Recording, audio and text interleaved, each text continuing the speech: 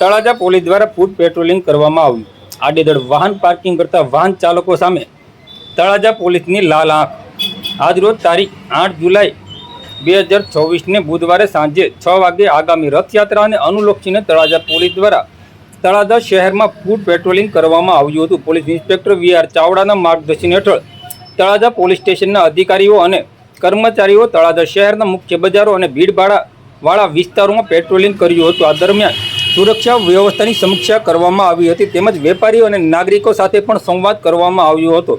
ફૂટ patrolling દરમિયાન રસ્તા પર આડેધડ વાહન પાર્ક કરતા વાહન ચાલકો સામે પોલીસ દ્વારા કાર્યવાહી કરવામાં આવી હતી। પોલીસ દ્વારા વાહન ચાલકોને ટ્રાફિક નિયમોનું પાલન કરવા અને જાહેર માર્ગો પર અવરોધ રૂપ પાર્કિંગ ન કરવા અપીલ કરવામાં આવી હતી।